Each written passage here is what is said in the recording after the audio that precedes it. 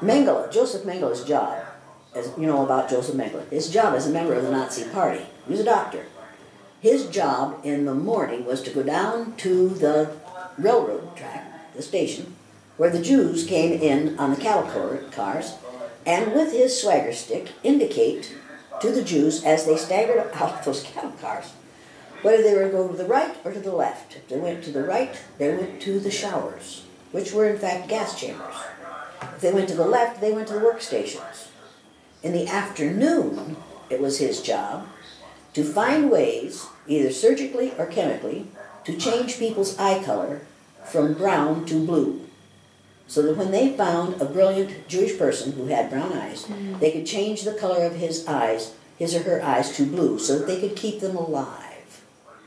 And if you ever go to the Jewish Memorial, Holocaust Memorial in Washington, D.C., and if you go on the net, I think you can find the same thing, you will see pictures of the pictures that he had on his office walls of people's eyes, showing the progress that he had made in his experimentation. And they did that experimentation on people of all ages without benefit of anesthetic. And I knew about that before I did the eye color exercise. And I knew that that was one of the ways they decided who went into the gas chamber. It was eye color.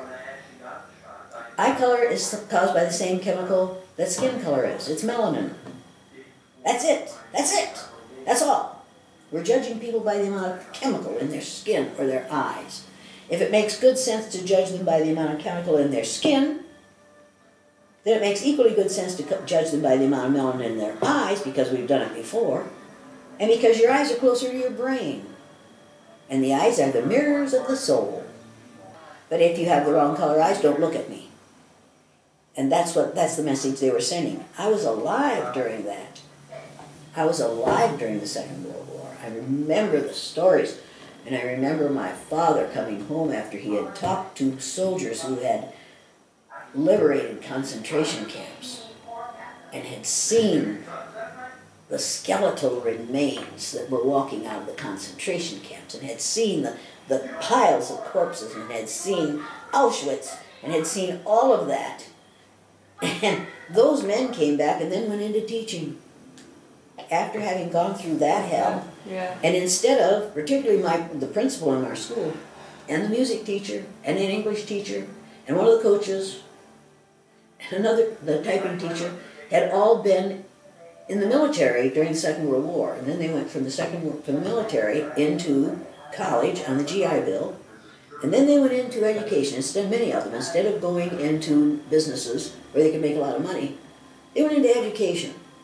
And I was fortunate enough to have, from the freshman to my sophomore year, men who came back from horror to work with snotty, pimply-faced adolescent farm kids in Riceville, Iowa, and try to teach them to be the kind of people that would never go along with that kind of behavior again.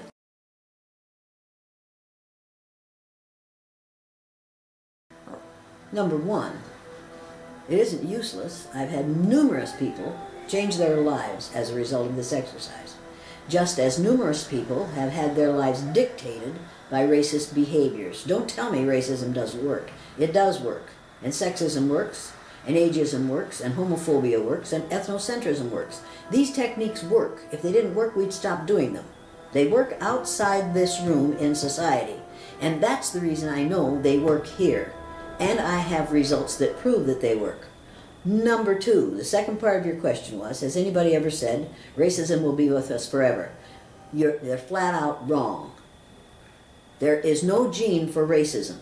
There's no gene for sexism or ageism or homophobia or ethnocentrism. Those are all things you are carefully taught. You have to be taught to be a racist. You are not born a racist. It is not genetic. So when people say it will be with us forever, it will only be with us forever if we don't put a stop to it. And we can stop it. Just as we stopped polio, and we are now working on stopping chicken pox, and eventually we will stop cancer. We will stop racism.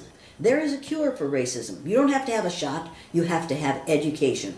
Education is the answer to this problem. Do not tell me that racism will be with us forever. Because it will only be with us forever if we choose to allow it to be. I refuse to allow it, and I refuse to take that stance. We can't do anything about it. Oh yes, we can.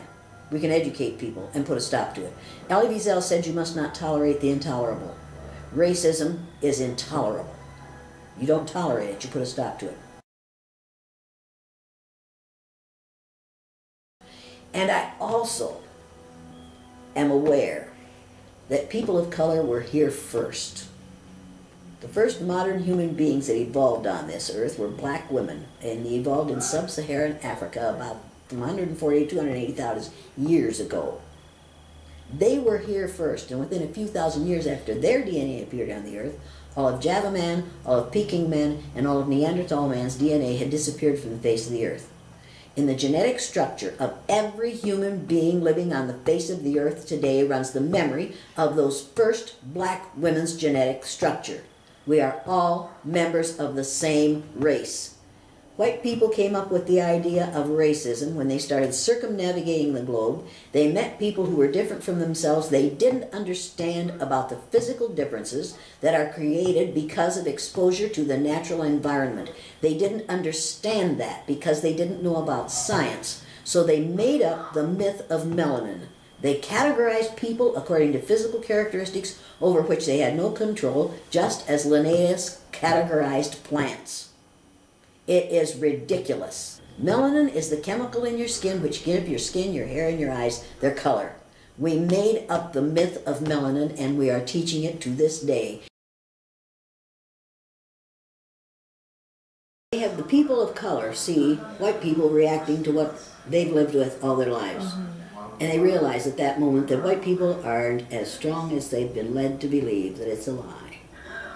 And white people realize that people of color are stronger than they realized because you put up with this every day. And you don't kill us. Why? What is there? And that's one of the first things I learned. There must be an X factor in people of color that white people don't have.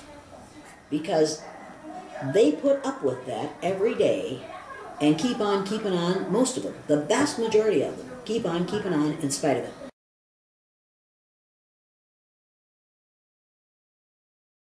White kids can't pretend they're black. They can't act black until you put them in a situation where they're treated black. And then all of a sudden, their behaviors become the behaviors of people who are being mistreated on the basis of a physical characteristic over which they have no control. They aren't acting black.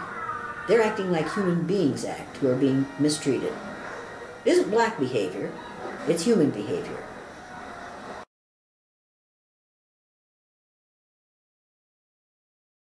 You create a family, and that's what the kids said about the exercise. It kind of made us like, and during the filming, they said we are kind of like a family. And we all, and you know, after you do the exercise, if you do it right, everybody in that class knows where everybody else's buttons are. And they'll never push them again. And they won't push them, because they know how it feels to have their buttons pushed, and they won't push somebody else's. You are creating empathy, not sympathy. I don't feel sympathy for my kids. I don't feel sympathy for people of color. I feel empathy for people of color. I can feel with them and not about them.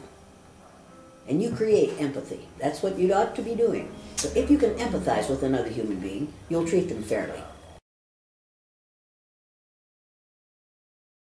Men ask me, can I hug you, Mrs. Elliott? And I say, oh, I'd love it. Because these tall young men who have just learned so much, all they want to do is show their gratitude. And they are genuinely grateful for what they've learned. Education is leading people out of ignorance.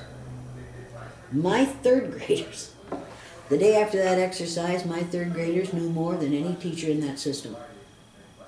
And they'd never spent a day in a college classroom, or even in a high school classroom. They hadn't been beyond third grade. But they already were less ignorant than their parents, their teachers, and the peers in the other two classrooms.